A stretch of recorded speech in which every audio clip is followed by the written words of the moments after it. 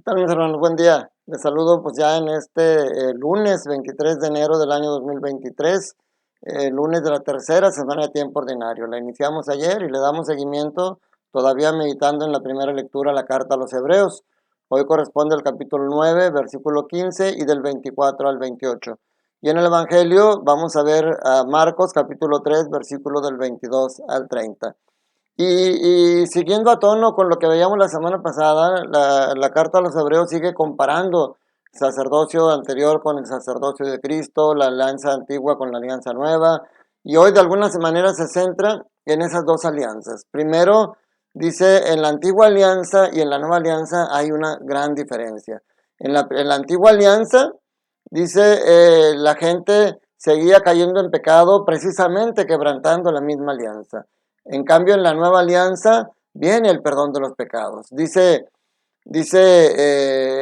aquí el autor de la carta a los Hebreos, con su muerte hizo que fueran perdonados los delitos cometidos durante la antigua alianza. O sea, la antigua alianza era a veces misma fuente de pecado porque quebrantaban la alianza. Pero también otra diferencia es que precisamente para pedir el perdón de los pecados, en la antigua alianza había un santuario en el cual se ofrecían los sacrificios. Veíamos que en ese santuario había un lugar santo y un lugar santísimo. Y ahí se ofrecían los sacrificios en un santuario construido por manos humanas. En cambio, dice en la nueva alianza, Cristo no tiene que entrar a un santuario hecho con manos humanas. Dice literalmente, porque Cristo no entró en el santuario de la antigua alianza construido por la mano de hombres y que solo era figura del verdadero, sino en el cielo mismo, para estar ahora en la presencia de Dios intercediendo por nosotros. O sea, desde el cielo, ahora en la misma Eucaristía, donde se realiza el sacrificio incruento, desde el cielo Cristo hace bajar el Espíritu Santo para que se haga presente en la Eucaristía y para que podamos comulgarlo. Entonces, y la tercera también muy importante es que esos sacrificios de la antigua alianza la ofrecía un sumo sacerdote, una persona humana que tenía que llevar sangre que no era la propia para pedir el perdón por los pecados. Y lo tenía que hacer una vez al año para que se repitiera la conciencia de nuestro pecado.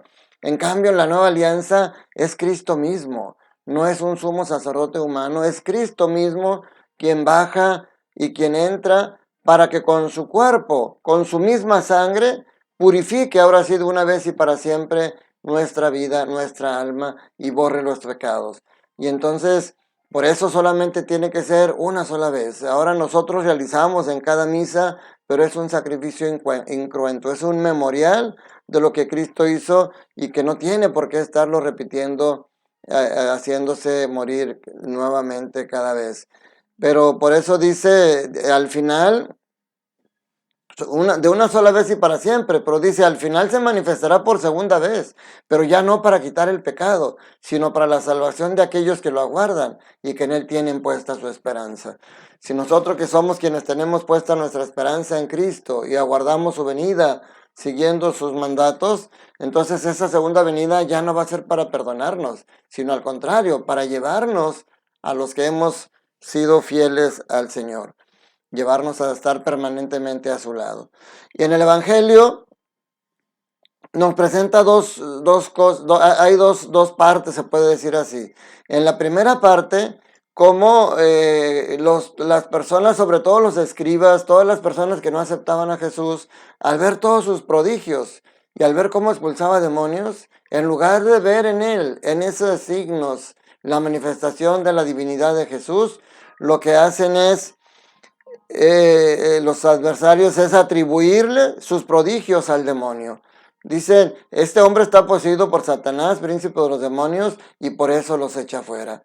¿Cómo es posible que en lugar de ver la grandeza de Dios, veas la presencia del diablo en prodigios tan importantes como los que hacía Jesús? Y la respuesta de Jesús es hacerles ver lo absurdo de su postura. ¿Cómo Satanás va a luchar en contra de Satanás?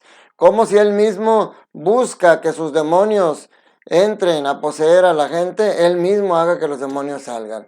O sea, una familia dividida, un pueblo dividido, nunca va a subsistir. Jesús les hace ver primero lo absurdo de su postura y segundo, les hace ver y que declara que es imperdonable esa actitud. O sea, todos los pecados se podrán perdonar, todas las blasfemias que profieras de tu boca podrán ser perdonados, menos la blasfemia contra el Espíritu Santo. Aquí declara imperdonable un pecado en contra del Espíritu Santo. Pero, ¿qué significa ese pecado? Significa no aceptar a Jesús como el Mesías. Significa rechazar la salvación. Y es importante para nosotros que quede claro en qué consiste eso, porque nosotros, mi hermano, ustedes y yo, todos ustedes, hombres y mujeres, niños, grandes, todos los que meditamos la palabra de Dios, todos los que vamos a misa, todos los que leemos el Evangelio, todos los que tratamos de amar y conocer más a Dios para vivir de acuerdo a sus preceptos, entonces sí, nosotros somos sus seguidores, celebramos sus sacramentos, celebramos la Eucaristía, meditamos la palabra y tratamos de que esa palabra ilumine nuestra vida y poder caminar. Sin embargo, la pregunta, cuando yo voy al templo y lo veo vacío, cuando veo muchas bancas solas, digo, ¿dónde están esas personas que son seguidores y que realmente quieren seguir a Jesús? A veces no es por maldad, puede ser por pereza, puede ser por una reacción instintiva a no comprometerse de más, pero vemos, hay muchos cristianos católicos que parece que están rechazando la salvación, parece que están rechazando a Dios porque no van a misa. Allí es donde se hace presente el Espíritu Santo para poder lograr que Cristo en cuerpo y alma esté ahí con nosotros y que nos podamos alimentar de Él.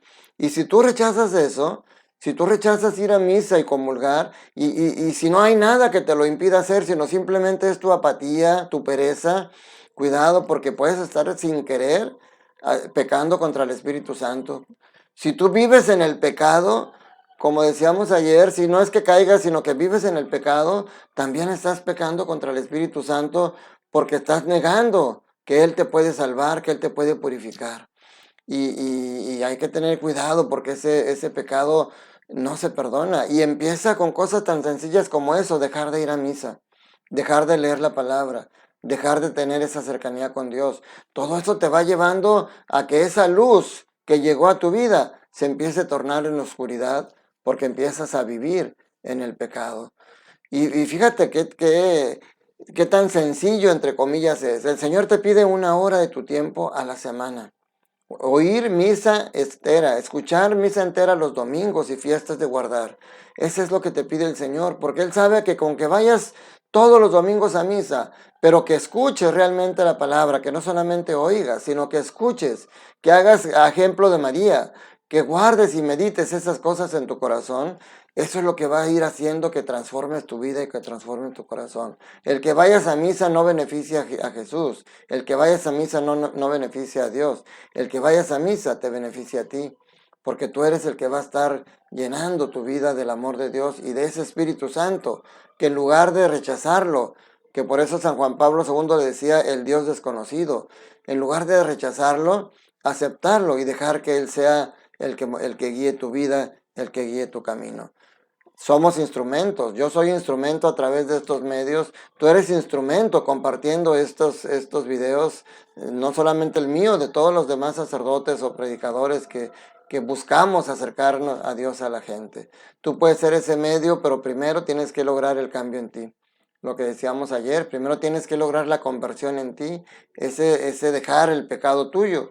Y entonces tú vas a hacer testimonio para que tu luz ilumine a otros y ellos también puedan acercarse al Señor para dejar el pecado. Dios te ama como eres, pero Dios no ama tu pecado. Te ama a ti y quiere que dejes ese pecado para que puedas vivir tu vida a plenitud y que tu felicidad sea plena y tengas vida en abundancia. Que la bendición de Dios Todopoderoso, Padre, Hijo y Espíritu Santo, descienda sobre ustedes, sus familias, trabajos y escuelas y permanezca para siempre. Recuerda, Dios te ama, Dios quiere que seas feliz, pero sobre todo quiere que seas instrumento de felicidad para los demás. Te mando un fuerte abrazo con todo mi cariño.